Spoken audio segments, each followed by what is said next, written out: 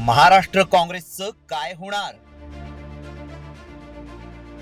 आमदार चालले, विरोधी पक्षनेते पदाचं काय?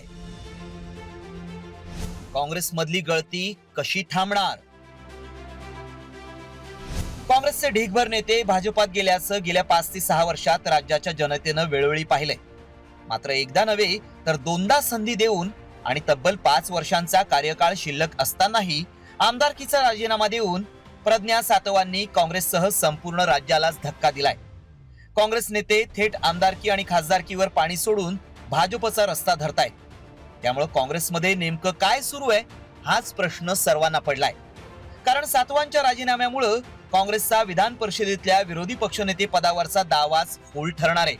विधान परिषदेचं एकूण संख्याबळ हे 78 आहे आणि यानुसार विरोधी पक्षनेते पदासाठी 10% म्हणजेच 8 आमदार असणं गरजेचं आहे. मात्र प्रज्ञा सातवांच्या राजीनाम्यामुळे काँग्रेसचं संख्याबळ हे 7 वर आलंय. त्यामुळे काँग्रेसला मोठा फटका बसलाय. मवियाचा विधानसभा निवडणुकीत दारुण पराभव झाल्यानंतर राज्यात नेतृत्व बदल करण्यात आलं. पक्षाची धुरा पटोलेंकडून नवा चेहरा असलेल्या हर्षवर्धन सपकाळांकडे सोपवण्यात आली. मात्र त्याचाही फारसा सकारात्मक परिणाम दिसला नाही. कारण सपकाळांनी पदभार स्वीकारल्यानंतर पुणे जिल्ह्यातले तब्बल 3 वेळा आमदार असलेल्या संग्राम थोपटेंनीही भाजपचा रस्ता धरला. तर पुण्यातले माजी आमदार रवींद्र धंगेकरांनीही काँग्रेसला सोडचिठ्ठी दिली. त्यानंतर आता आमदार प्रज्ञा सातव आणि सोलापूरचे आमदार दिलीप माने यांनीही पक्ष सोडलाय. मात्र ही उतरती कडा तत्कालीन प्रदेशाध्यक्ष नाना पटोले यांच्यापासूनच लागल्याचा आरोप काँग्रेसचे माजी मुख्यमंत्री आणि सध्याचे भाजपचे खासदार असलेल्या अशोक चव्हाणांनी केलाय. तर भाजप पैशाने आमदार विकत घेत असल्याचा आरोप पटोलेंनी केलाय. नानांच्या वक्तव्यामुळेच काँग्रेस डबघाई झालेली आहे. अशा प्रकारचं वक्तव्य बेजबाबदारपणाचं जर ते करत असतील तर स्वाभाविक लोकांना ते आवडत नाही.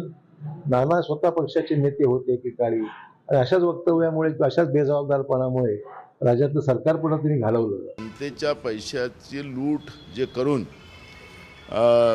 आमदार विकत घेणं हा अमित शहापासून चाललेला जो ट्रेन आहे ती आज महाराष्ट्रामध्ये चाललेली आहे. आता राज्यात काँग्रेसचं भवितव्य फार थोड्या नेत्यांच्या रूपात शिल्लक राहिलंय.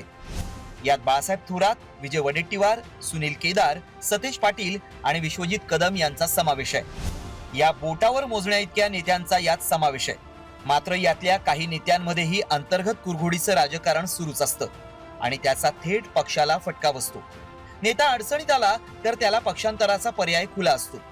मात्र पक्षच अडचणीत आला तर काय, याचा विचार राज्यातल्या आणि दिल्लीतल्या नेत्यांनी करण्याची गरज आहे.